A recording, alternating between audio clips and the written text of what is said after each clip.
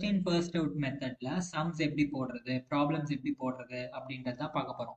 So அந்த FIFO மெத்தடை பத்தி பார்க்கறதுக்கு முன்னாடி ஃபர்ஸ்ட் எதுக்காக இந்த ஃபிஃபோ மெத்தட் போடுறோம் அப்படின்னு இதை பத்தி பார்த்துடலாம். இப்போ நீங்க ஒரு மேனுஃபேக்சரிங் கம்பெனில ஸ்டோர்ஸ் டிபார்ட்மெண்ட்ல ஒரு ஒர்க் பண்ற ஆளை நீங்களே அசியூம் பண்ணிக்கோங்க. இப்போ ஸ்டோர்ஸ் டிபார்ட்மெண்ட்டோட ஒர்க் என்ன? வெண்டார் கிட்டயோ இல்ல சப்ளையர் கிட்டயோ ரா மெட்டீரியல்ஸ் ஆர் ஸ்டாக்ஸை பர்ச்சேஸ் பண்ணி ப்ரொடக்ஷன் டிபார்ட்மெண்ட்டுக்கு தேவைப்படும் போதெல்லாம் இஷ்யூ பண்ணுவாங்க.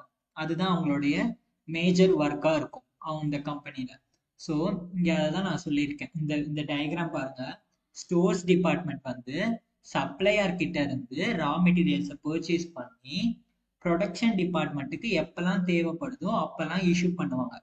இந்த டிரான்சாக்ஷன்ஸை ரெக்கார்ட் பண்றதுக்காக தான் நம்ம FIFO method, LIFO method, weighted average, simple average மெத்தட்னு நிறைய மெத்தட் நம்ம போடுறோம். ஓகேவா? அதுல இப்போ ஃபர்ஸ்ட் வெயிட்டட் ஆவரேஜ் மெத்தட் எப்படி, சாரி ஃபர்ஸ்ட் ஃபிஃபோ மெத்தட் எப்படி போடுறது அப்படின்றத பார்க்கலாம். ஓகேவா? ஃபர்ஸ்ட் ஃபிஃபோ மெத்தட்னா என்ன அப்படின்னா, materials R recorded in the order they are receive. அதாவது மெட்டீரியல் எந்த ஆர்டர்ல நம்ம ரிசீவ் பண்றோமோ அந்த ஆர்டர்ல தான் நம்ம வந்துட்டு மெட்டீரியல்ஸை ரெக்கார்ட் பண்ணுவோம் அப்படின்றத சொல்லியிருக்காங்க. When items are used, the cost of the first batch is charged first. அதாவது எந்த பேட்ச் ஃபர்ஸ்ட் நம்ம வந்து ரிசீவ் பண்றோமோ அந்த பேட்ச்ல இருந்து தான் நம்ம வந்து கொடுப்போம், இஷ்யூ பண்ணுவோம். நெக்ஸ்ட் என்ன சொல்லியிருக்காங்கன்னா, once the first batch is finished, the next batch is used at its price. அதாவது ஃபர்ஸ்ட் பேட்ச் ஃபினிஷ் ஆனதுக்கு அப்புறம் தான் அடுத்தடுத்த பேட்ச் நம்ம யூஸ் பண்ணுவோம். ஸோ ஃபர்ஸ்ட் எந்த குட்ஸ் உள்ள வருதோ அந்த குட்ஸை ஃபர்ஸ்ட் நம்ம இஷ்யூ பண்ணிட்டு அதுக்கப்புறம் வர குட்ஸ் எல்லாம் அதுக்கு அடுத்தடுத்து வரதுல இஷ்யூ பண்ணுவோம். அதுதான் வந்துட்டு first in first out method. ஓகேவா? இந்த ஃபர்ஸ்ட் இன் ஃபர்ஸ்ட் அவுட் மெத்தட்ல நமக்கு வந்துட்டு சில திங்ஸ் எல்லாம் நம்ம வந்துட்டு ஞாபகம் வச்சுக்கணும். எது எதுலாம் அப்படின்னு பாத்தீங்கன்னா, first if the stores department purchase the goods from their supplier. அதாவது ஸ்டோர்ஸ் டிபார்ட்மெண்ட் வந்து சப்ளையர் கிட்ட இருந்து குட்ஸை பர்ச்சேஸ் பண்றாங்க அப்படின்னா, அதாவது ஸ்டோர்ஸ் டிபார்ட்மெண்ட் சப்ளையர் கிட்ட இருந்து குட்ஸை பர்ச்சேஸ் பண்றாங்க அப்படின்னா அதை வந்து நம்ம குட்ஸ் ரிசீவ் நோட் நம்பர் அப்படின்னு ரெக்கார்ட் பண்ணணும். அதுல ரெசிப்ட் காலம்ல நமக்கு என்ன டிரான்சாக்ஷன் ஆயிருக்கோ அதை நம்ம என்டர் பண்ணிடுவோம். ஓகேவா? இது வந்து எதுக்குன்னா, ஸ்டோர்ஸ் டிபார்ட்மெண்ட் குட்ஸை வந்து சப்ளையர் கிட்ட இருந்து பர்ச்சேஸ் பண்ண முடியும். அடுத்தது வந்து if stores department issued the goods to production department. அதாவது ப்ரொடக்ஷன் டிபார்ட்மெண்ட் வந்து ஸ்டோர்ஸ் டிபார்ட்மெண்ட் கிட்ட இருந்து குட்ஸை வாங்குவாங்க. அவங்க ப்ரொடக்ஷன் டிபார்ட்மெண்ட் குட்ஸை ரிசீவ் பண்ணுவாங்க. ஸ்டோர்ஸ் டிபார்ட்மெண்ட் தான் அந்த குட்ஸை ப்ரொடக்ஷன் டிபார்ட்மெண்ட்டுக்கு இஷ்யூ பண்ணுவாங்க. ஸோ இஷ்யூ பண்றதுனால அதை வந்து மெட்டீரியல் ரெக்விசிஷன் நோட் நம்பர் அப்படின்னு நம்ம நோட் பண்ணணும். அதை வந்துட்டு இஷ்யூ காலம்ல என்ட்ரி பண்ணுவோம். ஓகேவா?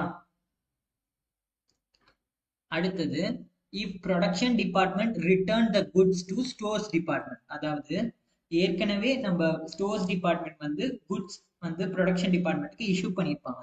அதுல சில குட்ஸ் தேவையில்லை அப்படின்னா ப்ரொடக்ஷன் டிபார்ட்மெண்ட் ஸ்டோர்ஸ் டிபார்ட்மெண்ட்கே அந்த குட்ஸை திருப்பி ரிட்டர்ன் பண்ணிடுவாங்க. அப்படி ஏதாவது ரிட்டர்ன் டிரான்சாக்ஷன் நடந்துருந்துச்சுன்னா அதை வந்து மெட்டீரியல் ரிட்டர்ன் நோட் நம்பர் அப்படின்னு நம்ம வந்து ரெக்கார்ட் பண்ணணும். அதுல ரெசிப்ட் காலம்ல தான் அதையும் ரெக்கார்ட் பண்ணணும். ஏன்னா நம்ம வந்துட்டு ப்ரொடக்ஷன் டிபார்ட்மெண்ட் கிட்ட இருந்து நாம ஸ்டோர்ஸ் டிபார்ட்மெண்ட் ரிசீவ் பண்றோம். ஸோ அதனால அதை ரெசிப்ட் காலம்ல தான் ரெக்கார்ட் பண்ணுவோம். ஓகேவா? இப்போ உங்களுக்கு இந்த டேபிள் புரிஞ்சிருக்கும்னு நினைக்கிறேன். ஸோ இப்போ இதை வச்சு நம்ம ஒரு ப்ராப்ளம் பார்க்கலாம்.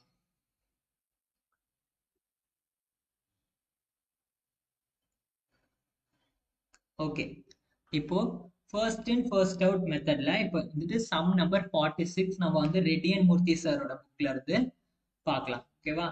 From the following particulars prepare the stores ledger by adopting first in first out method. அதாவது ஃபர்ஸ்ட் இன் ஃபர்ஸ்ட் அவுட் மெத்தட்ல நம்மள ஸ்டோர்ஸ் லெட்ஜர் அக்கௌண்ட் ப்ரிப்பேர் பண்ண சொல்றாங்க. அதாவது 2003 1st March purchase 300 units at 2 rupees per unit. அதாவது 1st March என்ன பண்றாங்கன்னா, stores department அவங்களோட சப்ளையர்ஸ் கிட்ட இருந்து 300 யூனிட்ஸ் வந்துட்டு பர்ச்சேஸ் பண்றாங்க. ஒரு யூனிட்டோட விலை 2 rupeesனு சொல்றாங்க. ஓகேவா? அடுத்தது 2nd March திருப்பி அவங்க 600 யூனிட்ஸ் பர்ச்சேஸ் பண்றாங்க.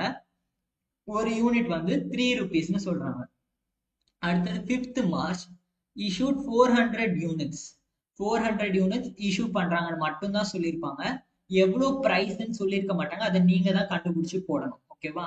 சோ 400 units யாருக்கு இஷ்யூ பண்றாங்கன்னா ப்ரொடக்ஷன் டிபார்ட்மெண்ட்டுக்கு சர்வீஸ் ஸ்டோர்ஸ் டிபார்ட்மெண்ட் இஷ்யூ பண்றாங்க. சோ அதனால issued 400 units to production department. So அதனால இதை வந்துட்டு நம்ம எந்த காலம்ல போடுவோம்? இஷ்யூ காலம்ல போடுவோம். அடுத்தது வந்துட்டு March 8 issued 200 units. இப்ப 200 units வந்து திருப்பி நம்ம ப்ரொடக்ஷன் டிபார்ட்மெண்ட்க்கு இஷ்யூ பண்றோம். அடுத்தது March 10 purchased 600 units at 5 rupees per unit. இது purchase. பர்ச்சேஸ்னா யார்கிட்ட இருந்து பர்ச்சேஸ் பண்ணுவோம்? நம்மளோட சப்ளையர்ஸ் கிட்ட இருந்து பர்ச்சேஸ் பண்ணுவோம். பர்ச்சேஸ் பண்றது எவ்வளவு? 600 units. அது ஒரு யூனிட்டோட விலை 5 rupeesனு சொல்லிட்டாங்க. Then March 12 issued 400 units. Again இப்ப நம்ம திருப்பி ப்ரொடக்ஷன் டிபார்ட்மெண்ட்டுக்கு 400 units இஷ்யூ பண்றோம். ஓகேவா? இதுதான் கொஸ்டின். இப்ப இதை வச்சு நம்ம வந்து ஆன்சர் போட போறோம். இப்ப வந்துட்டு பாத்தீங்கன்னா இதுதான் நம்மளோட ஃபார்மேட். ஓகேவா? Stock ledger account under first in first out method. First column date, second column particulars, third column receipts. ரெசிப்ட்ஸ்ல வந்துட்டு குவான்டிட்டி, ரேட், அமௌண்ட் இது மூணு வந்துடும். ஃபோர்த் காலம் இஷ்யூஸ். இஷ்யூஸ்ல வந்துட்டு quantity, rate and amount. அடுத்தது balances. balances columnல quantity, rate, amount. ஓகேவா? இப்ப இதுதான் நம்மளோட ஃபார்மேட். இதை வச்சுதான் நம்ம சம் போட போறோம். இப்ப கொஸ்டினை பாருங்க. ஃபர்ஸ்ட் என்ட்ரி என்னது?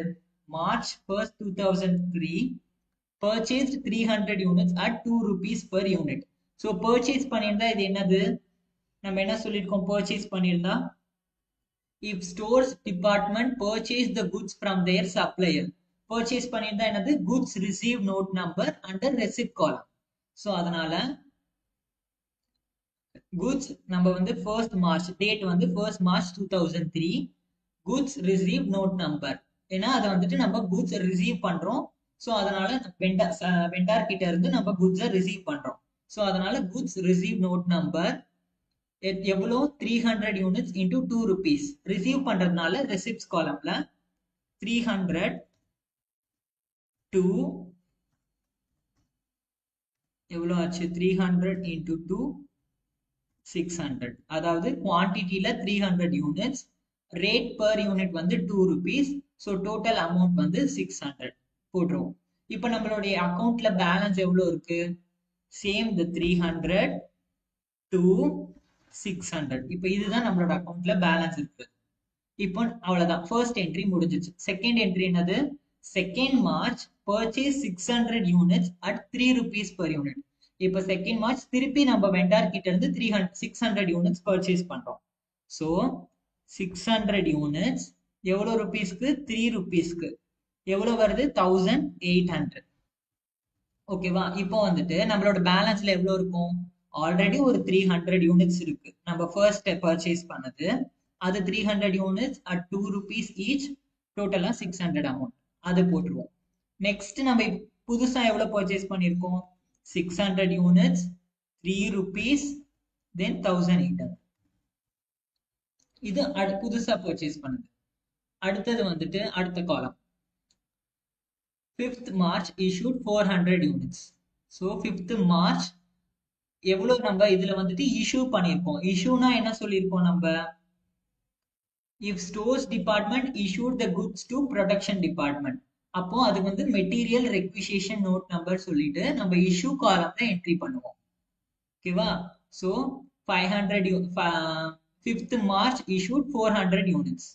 So 5th March material requisition note number issue காலம்ல, ஓகேவா? இஷ்யூ காலம்ல 400 units. இப்போ எவ்வளவு ருபீஸ்க்கு நம்ம ஒரு யூனிட் எவ்வளவு ருபீஸ்க்கு நம்ம இஷ்யூ பண்றோம்? அதை வந்துட்டு அவங்க கொஸ்டின்ல கொடுக்கல. சோ நம்ம வந்துட்டு இது ஃபர்ஸ்ட் இன் ஃபர்ஸ்ட் அவுட் மெத்தட்ன்றனால நம்ம என்ன பண்ணுவோம்னா ஃபர்ஸ்ட் நம்ம எதை பர்ச்சேஸ் பண்ணமோ அதோட தான் ஃபர்ஸ்ட் இஷ்யூ பண்ணுவோம். ஓகேவா? ஃபர்ஸ்ட் எதை பர்ச்சேஸ் பண்ணமோ அதை தான் ஃபர்ஸ்ட் இஷ்யூ பண்ணணும். அதுக்கப்புறம் தான் பேலன்ஸ் இருக்காது நம்ம செகண்ட் எவ்வளவு பர்ச்சேஸ் பண்ணிருக்கோமோ அதுல இருந்து இஷ்யூ பண்ணுவோம். இப்போ நம்ம ஃபர்ஸ்ட் எவ்வளவு பர்ச்சேஸ் பண்ணிருக்கோம்? 300 to 600. ஸோ அப்போ 2 rupeesல தான் இஷ்யூ பண்ணணும். அதுவும் எவ்வளோ? 300 யூனிட்ஸ்ல 2 rupees 600. பேலன்ஸ் இருக்கிற 100 நமக்கு 400 இஷ்யூ பண்ணணும். 300 வந்து 2 rupees யூனிட் வச்சு இஷ்யூ பண்ணிட்டோம். பேலன்ஸ் இருக்க 100 நம்ம 600 யூனிட்ஸ்ல இருந்து 100 எடுத்துக்கலாம். இந்த 600 யூனிட்ஸ்ல இருந்து 100 யூனிட்ஸை நம்ம எடுத்துக்கலாம்.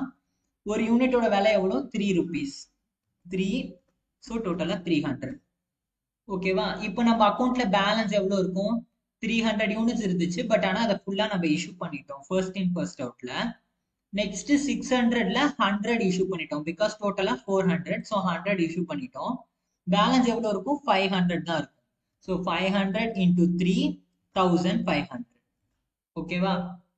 இப்போ இந்த என்ட்ரி முடிஞ்சிருச்சு. அடுத்தது March 8 issued 200 units. அகைன் இப்போ நம்ம திருப்பி 200 units இஷ்யூ பண்றோம்.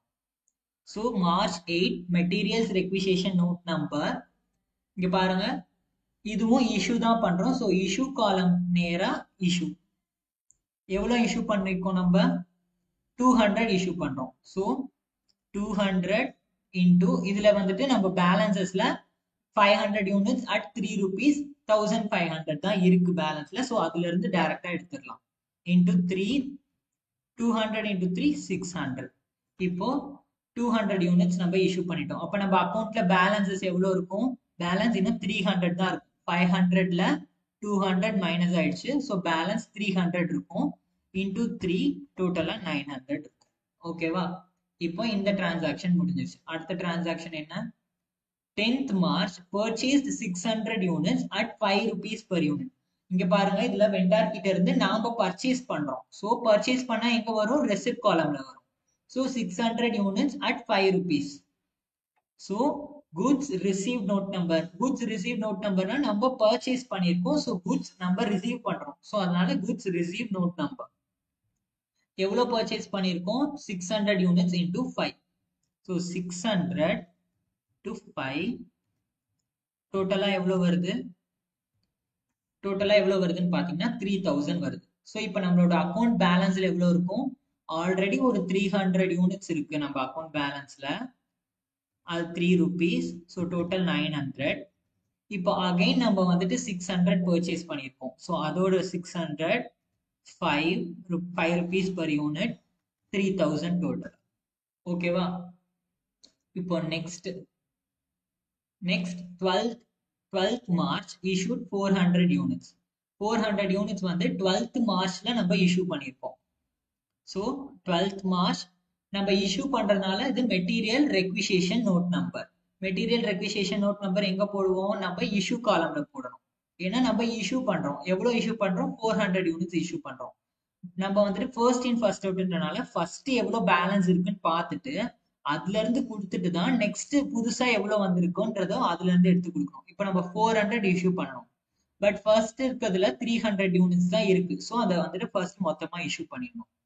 300, 3, 900 டோட்டலா இஷ்யூ பண்ணிட்டோம். இன்னும் நம்ம எவ்வளவு இஷ்யூ பண்ணணும்? 100 யூனிட்ஸ் இஷ்யூ பண்ணணும். அதை வந்துட்டு இந்த 600ல இருந்து எடுத்துக்கலாம். செகண்ட் என்ட்ரில இருந்து எடுத்துக்கலாம். 100, 5,